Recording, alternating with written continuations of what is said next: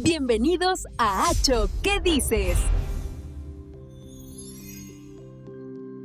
A ver, cuando una piensa en el vidrio, lo primero es la fragilidad, ¿no? Pero en realidad es un material clave, un pilar de la industria y casi un termómetro del progreso. Está en todas partes, desde un rascacielos a la pantalla del móvil. Pero yo me pregunto, ¿cómo se fabricaba algo así en el siglo XIX? En una España que, luchaba por industrializarse a duras penas. Y la respuesta, que es lo más curioso, nos lleva a Cartagena. Pues es que la historia de la industria del vidrio en España, digamos, entre 1834 y 1908, es un reflejo perfecto de las contradicciones del país. Es una historia de desafíos, enormes. Competencia extranjera, una demanda interna muy débil y una tecnología que avanzaba, con una lentitud desesperante. Vamos, que intentar montar una fábrica de vidrio en esa época era una apuesta de altísimo riesgo. Y justo por eso vamos a analizar esta historia. Porque en medio de ese panorama tan complicado hubo una empresa que no es que sobreviviera, es que se convirtió en una leyenda, la Fábrica de Cristal y Vidrio de Santa Lucía. Las fuentes que hemos manejado, sobre todo estudios de historia económica muy detallados, nos cuentan una historia increíble. Así que nuestra misión hoy es desentrañar las claves, la fórmula secreta de cómo esta fábrica familiar llegó contra todo pronóstico a ser la número 1 de España. De acuerdo, pues vamos a meternos en faena. Antes de hablar de la fábrica de Santa Lucía, necesito que me pintes bien el cuadro general. Has dicho que era una apuesta de alto riesgo, pero ¿por qué exactamente? Un emprendedor que en, 1840, quisiera montar una fábrica de vidrio, ¿con qué se encontraba? Se encontraba con un muro de problemas. Para empezar, el más básico. ¿Quién te iba a comprar el producto? La economía española era agraria, la gente tenía lo justo para vivir. El ajuar doméstico de una familia media era muy básico. No había cultura de consumo de vidrio más allá de lo funcional. Y a eso súmale unos costes de producción que se disparaban. ¿Por qué? ¿Eran caras las materias primas o...? No tanto las materias primas, pero moverlas era una pesadilla. La infraestructura de transportes era, por decirlo suavemente, deficiente. No había una red de ferrocarril como tal. Llevar arena, sosa o carbón a tu fábrica por caminos de tierra encarecía toda una barbaridad. Y luego, claro, tenías que distribuir el producto final, que es frágil. Cada kilómetro era un riesgo y un coste. Vale, la logística y el mercado, un dolor de cabeza. Pero, ¿y la gente? ¿Había personal cualificado? ¿Alguien que supiera hacer cristal de calidad? Ahí has dado en el clavo. Ese era el problema principal, el factor humano. Para producir vidrio de calidad, sobre todo el vidrio soplado, que era lo más valorado, no había gente formada en España. Había que irse fuera a buscarla. Contratar maestros vidrieros, sopladores, de Francia, de Bélgica, a veces de Inglaterra. Que me imagino que no vendrían por poco dinero, ¿no? No es solo que fueran caros, que lo eran. Es que las crónicas los describen como problemáticos. Hay informes que cuentan cómo las exigencias de estos operarios importados llegaron a arruinar empresas enteras. Imagina el panorama. Tu producción depende de 5 maestros belgas y un día se plantan y te exigen el doble. Tenían la sartén por el mango. Eran indispensables y un riesgo constante. O sea, ¿un entorno de pesadilla para un empresario? Y por si fuera poco, la competencia de fuera apretaba. Fue el golpe de gracia para muchos. El punto de inflexión es la reforma arancelaria de 1869. Se bajan las barreras y de repente el mercado español se inunda de productos franceses y belgas. Y claro, venían de industrias mucho más potentes con mejor tecnología. Producían un cristal de una calidad excepcional a precios imposibles de competir. Muchas fábricas españolas, que malvivían, simplemente cerraron. La situación se volvió, como decían los informes, insostenible. El escenario es desolador. Parece imposible ya no prosperar, sino simplemente sobrevivir. Y aquí, en este contexto, es donde entra la fábrica de los Ballarino. Se funda en 1834. ¿Cómo lo hicieron? ¿Fue suerte? Lo fascinante es que no fue un solo factor. Fue una alineación de planetas casi perfecta. Una combinación de decisiones estratégicas que hoy se estudiaría en una escuela de negocios. Y la primera, la más decisiva, fue la ubicación. El barrio de Santa Lucía, en Cartagena, puerto. Y eso, en el siglo XIX, era como tener una autopista en la puerta. Le solucionaba de un plumazo varios problemas. Primero, las materias primas. Cerca de Cartagena crecía la barrilla, una planta de la que se sacaba la sosa. La tenían al lado de casa. Y para el combustible, el carbón, su posición portuaria era clave. Espera un momento. ¿Carbón importado? ¿No había carbón en España? Pienso en Asturias. Salía más a cuenta traerlo de fuera por barco que por tierra desde el norte. Muchísimo más. Piensa lo que costaba transportar toneladas de carbón en carros desde Asturias a Cartagena en 1850. Inviable. Sin embargo, por mar traían carbón galés de Cardiff de una calidad excelente para los hornos y de forma mucho más rápida y barata. Además, tenían muelles propios. Descargaban y embarcaban el producto en el mismo sitio. Y desde 1862 tuvieron conexión directa con el ferrocarril. Controlaban la logística de una forma que sus competidores del interior no podían ni soñar. Y además, el mercado local. No tuvieron que irse lejos para encontrar clientes con dinero. Esa fue la otra gran carambola. El boom de la minería en la Sierra de Cartagena-La Unión creó una burguesía riquísima de la noche a la mañana. Nuevos ricos te querían demostrar su estatus con palacetes, objetos de lujo, y la fábrica de Santa Lucía estaba justo ahí, para proveerles de cristalerías finas, lámparas, jarrones. Tenían un mercado de alto poder adquisitivo a la vuelta de la esquina. Es increíble. O sea que la lección es que no se trataba solo de soplar vidrio, sino de controlar toda la cadena de valor antes de que existiera el concepto. Tenían el suministro, la logística y el mercado de lujo en pocos kilómetros. Es un caso de estudio. Totalmente. Pero esa ventaja había que saber gestionarla. Y ahí entra el segundo factor, el liderazgo.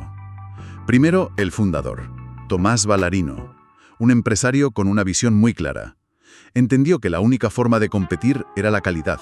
Por eso invirtió fortunas en traer a esos maestros europeos. Además, era una figura muy influyente en la política y la sociedad local. Fíjate que el rey Alfonso XII acabó nombrándole conde de Santa Lucía. Tenía el negocio y tenía los contactos. Pero las industrias necesitan adaptarse. ¿Hubo alguien que tomara el relevo? Lo hubo y fue la figura que catapultó la fábrica a otra dimensión, Joaquín Togores, su yerno. Togores era ingeniero de la Armada, y esto es muy importante. No era un empresario al uso, era un técnico. Una persona con conocimientos científicos y contactos internacionales. Fue él quien, a finales del siglo XIX, acometió la gran modernización de la fábrica. ¿Y qué hizo exactamente? Su gran jugada fue importar la tecnología más puntera de Europa. Introdujo los hornos de gas modernos, el sistema Boitiens. Esto fue una auténtica revolución. ¿Por qué? ¿Qué tenía de especial ese sistema? Permitía alcanzar temperaturas mucho más altas y, sobre todo, constantes. Eso se traducía en un cristal más puro, con menos impurezas. Y además, suponía un ahorro brutal en combustible. Menos costes, más calidad. Fue la innovación que les permitió competir de tú a tú con las mejores fábricas francesas. Togores amplió la fábrica, la reorganizó y la preparó para el siglo XX. Entiendo la estrategia, la ubicación, pero al final una fábrica es lo que fabrica. ¿Qué salía exactamente de esos hornos? No estarían haciendo solo botellas y vasos corrientes con tanta tecnología, ¿no? En absoluto. La diversidad de su producción era otra de sus fortalezas. El catálogo de 1883 que se conserva es una locura. Listaba casi 1000 piezas distintas. Producían en dos vertientes muy claras. Por un lado, sí, vidrio para el consumo popular, más grueso, económico. Los famosos vasos huertanos, por ejemplo, a menudo prensado en molde para hacerlo en serie. Pero la leyenda se forjó en el otro extremo, imagino. Exacto, en el lujo. Ahí es donde se convirtieron en un referente. Producían un cristal de primerísima calidad, que las fuentes describen como finísimo, transparente y con una sonoridad muy particular. Piezas destinadas a la burguesía, a la aristocracia y directamente a la casa real. Auténticos objetos de deseo. Cuando hablamos de lujo, ¿qué tipo de piezas eran? De todo. Cristalerías completas, centros de mesa, licoreras, perfumeros. Pero lo que les hizo especiales no fue solo el material, sino las técnicas decorativas que dominaban. Eran maestros en el grabado a rueda, una técnica manual que requiere una precisión de cirujano para dibujar sobre el cristal. Y también el tallado, que crea esas facetas geométricas que hacen que el cristal brille. He oído hablar de una técnica todavía más compleja que usaban. Sí, llegaron a utilizar una técnica mecánica muy avanzada llamada guilloché. Permitía crear patrones y cenefas muy complejas con una regularidad matemática perfecta. Era el culmen de la sofisticación. Esta combinación de material de primera y decoración exquisita les valió un prestigio enorme. Y ese prestigio se tradujo en premios, supongo. Por supuesto. Era su mejor marketing.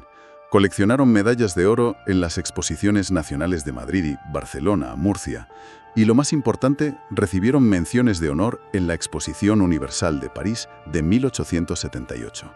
Eso era como ganar la Champions League de la industria. Significaba que jugaban en la Liga Internacional. Hay un momento, una anécdota que recogen las crónicas, que ilustra esto a la perfección. La visita de la reina Isabel II en 1862. La escena debió ser digna de verse. Imagina el calor, el ruido ensordecedor, y de repente entra la reina con todo su séquito, y los maestros sopladores, en lugar de ponerse nerviosos, montan un espectáculo para ella. En minutos, le crean delante de sus ojos varias piezas de arte únicas. Las crónicas dicen que la corte se quedó boquiabierta. Fue la mejor campaña de publicidad que podían soñar. Impresionante. No era una fábrica, era un teatro de la artesanía. Vale, llegados a este punto, la fábrica es un gigante nacional, pero llega el siglo XX y las reglas del juego industrial cambian por completo. Ya no es la era de las empresas familiares. Exacto. El capitalismo industrial entra en una nueva fase. La industria del vidrio española, para sobrevivir, necesitaba concentrarse. Es un movimiento que se ve en toda Europa. Se pasa de competir a cooperar para controlar el mercado.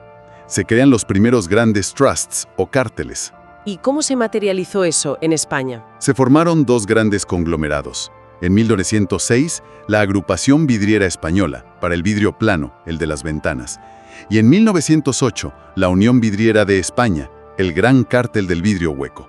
Botellas, vasos, cristalerías. Y aquí viene la pregunta clave. ¿Qué pasa con nuestra fábrica, con Santa Lucía? ¿Se resiste? ¿La absorben? Su historia culmina de una forma que es la prueba definitiva de su importancia.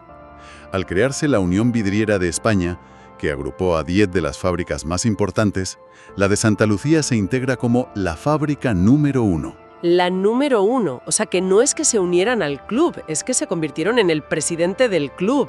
Esa designación no podía ser casual. En absoluto.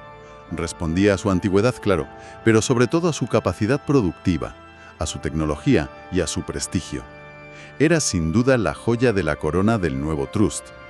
Fue el reconocimiento a casi un siglo de excelencia. La empresa familiar dio paso a la gran corporación, y la fábrica continuó operando hasta su cierre definitivo en 1955. Es una historia realmente fascinante.